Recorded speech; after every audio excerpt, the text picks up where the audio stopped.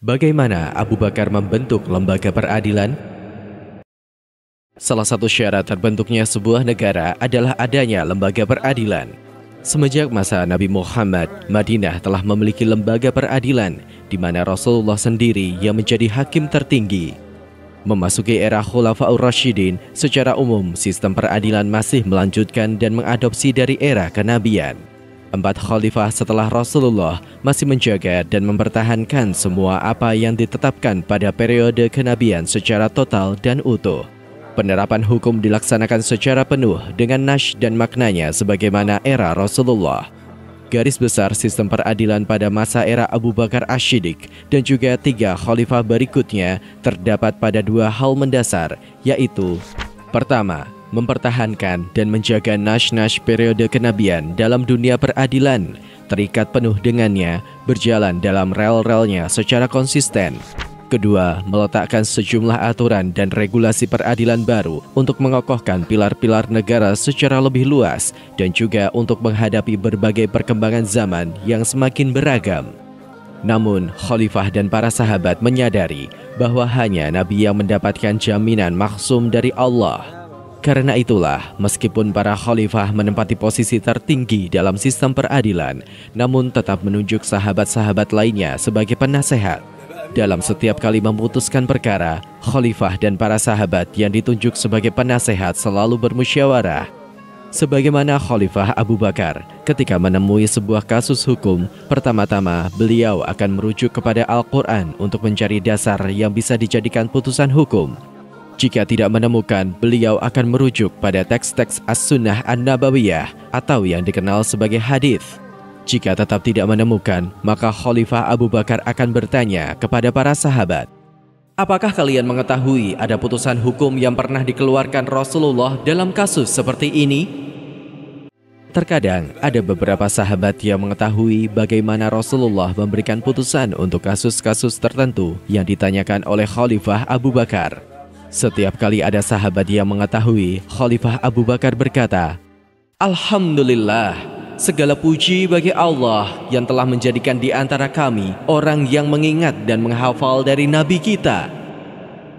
Apabila Khalifah Abu Bakar Ash-Shiddiq sudah bertanya kepada para sahabat dan tidak mengetahui adanya rujukan dari Rasulullah, maka beliau akan mengumpulkan para tokoh, pemuka, dan ulama muslim untuk meminta pertimbangan. Ketika sudah sampai pada pendapat yang disepakati dengan suara bulat, maka Khalifah Abu Bakar akan menggunakannya untuk memberikan putusan hukum. Sebagai Khalifah, Abu Bakar Ash-Shiddiq merupakan orang pertama yang akan menangani masalah peradilan ketika ada kasus hukum yang dilaporkan. Pada masa beliau menjabat, kekuasaan lembaga peradilan tidak dipisahkan dari lembaga pemerintahan. Sama seperti era Rasulullah, lembaga peradilan atau yudikatif belum memiliki bentuk kekuasaan yang berdiri sendiri. Saat itu, kaum muslimin masih sangat dekat dengan era kenabian, sehingga masih memiliki ghirah yang tinggi terhadap petunjuk dan tuntunan Islam. Di Madinah, Khalifah Abu Bakar menunjuk Umar bin Khattab sebagai pembantunya dalam menjalankan fungsi peradilan dan kehakiman. Namun, tidak lantas Umar bin Khattab memegang kekuasaan peradilan yang mutlak.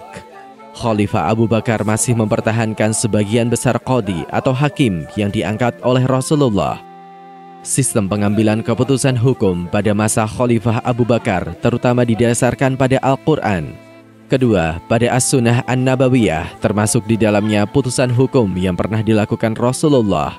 Ketiga, ijma dengan cara bermusyawarah, konsultasi, meminta pendapat, pandangan, dan pertimbangan ulama. Keempat adalah ijtihad, yaitu pertimbangan dan penilaian pribadi. Ijtihad akan dilakukan setelah tidak ditemukan referensi dari Al-Quran, As-Sunnah, dan ijma yang bisa dijadikan dasar untuk memberikan putusan hukum.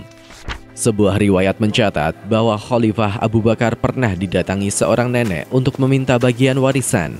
Abu Bakar Ash-Shiddiq kemudian berkata kepada nenek tersebut, "Aku tidak menemukan keterangan apapun dalam Al-Quran yang menyebutkan kalau kamu mendapatkan warisan. Demikian pula aku tidak mengetahui Rasulullah menyebutkan bagian warisan untukmu." Khalifah Abu Bakar kemudian mengumpulkan para sahabat dan bertanya kepada mereka, apakah Rasulullah pernah menangani kasus yang sama. Pertanyaan Khalifah Abu Bakar dijawab oleh Al-Mughirah. Aku menyaksikan Rasulullah memberi bagian 1/6 kepada nenek. Selanjutnya, Khalifah Abu Bakar bertanya lagi kepada para sahabat, apakah ada orang lain selain kamu yang mengetahui hal itu? Bin Maslamah yang turut hadir dalam pertemuan itu menyampaikan bahwa dia menyaksikan apa yang telah dikatakan oleh Al-Mughirah. Kesaksian dari Al-Mughirah dan bin Maslamah itulah yang dijadikan landasan putusan hukum oleh Khalifah Abu Bakar, dan si nenek mendapat 1/6 dari harta warisan. Khalifah Abu Bakar melihat bahwa seorang hakim atau qadhi tidak boleh memberikan putusan hukum berdasarkan pengetahuan pribadinya, kecuali jika ada saksi lain selain dirinya yang bisa menguatkan dan mengkonfirmasi pengetahuannya itu. Abu Bakar Asy-Syiddiq pernah menyampaikan, seandainya aku melihat seseorang melakukan suatu perbuatan yang diancam dengan hukuman had, maka aku tidak menghukumnya hingga ada saksi atas dirinya, atau aku memiliki seorang saksi lain selain diriku. Dalam riwayat Khulafaur Rasyidin, terdapat beberapa catatan yang mendokumentasikan beberapa kasus hukum yang terjadi pada era kepemimpinan Khalifah Abu Bakar.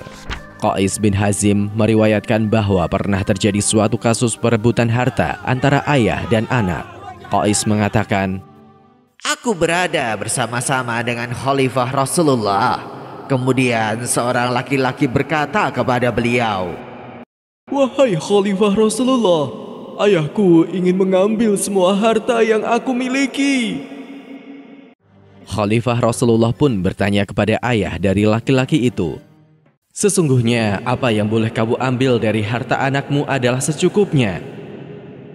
Mendengar perkataan Khalifah Rasulullah, ayah dari laki-laki itu berkata, wahai Khalifah Rasulullah, bukankah Rasulullah telah bersabda, kamu dan hartamu adalah untuk bapakmu?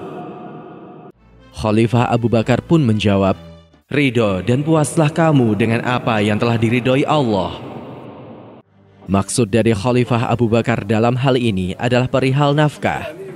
Di lain waktu, terdapat sebuah kasus di mana seorang laki-laki menggigit tangan seseorang.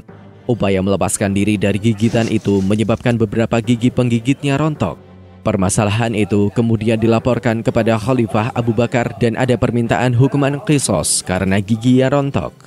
Khalifah Abu Bakar kemudian memutuskan, rontoknya gigi tersebut adalah sia-sia. Tidak ada qisas untuknya. Kasus perebutan hak asuh anak juga pernah dialami oleh Khalifah Abu Bakar. Bahkan kasus tersebut melibatkan salah satu sahabat dekat Khalifah, yaitu Umar bin Khattab. Suatu hari Umar bin Khattab bercerai dengan istrinya yang berasal dari kaum Ansor. Dari pernikahan Umar bin Khattab dengan wanita Ansor itu melahirkan satu anak laki-laki bernama Ashim yang ketika itu masih bayi.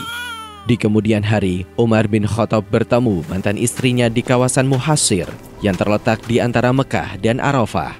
Beliau melihat mantan istrinya bersama dengan Ashim yang sudah disapih dan bisa berjalan. Umar bin Khattab segera memegang tangan Ashim dan mencoba merebut dari ibunya. Namun, sang ibu tidak melepaskan Ashim dan Umar bin Khattab berkata, aku lebih berhak terhadap anakku daripada kamu.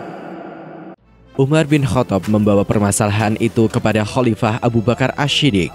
Setelah memahami situasinya, Khalifah Abu Bakar menenangkan si ibu dan menyatakan bahwa ibu yang lebih berhak untuk mengasuh anak.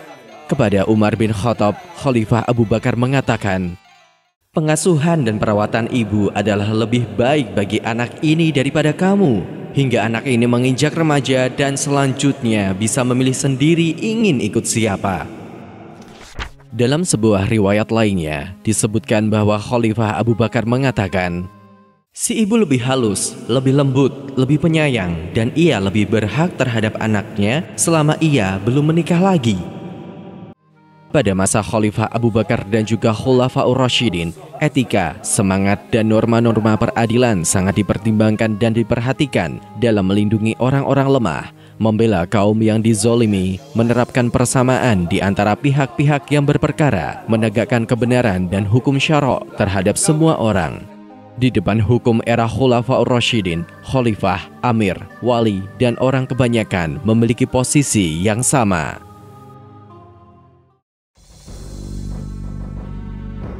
Penulis naskah Abdullah Hasan.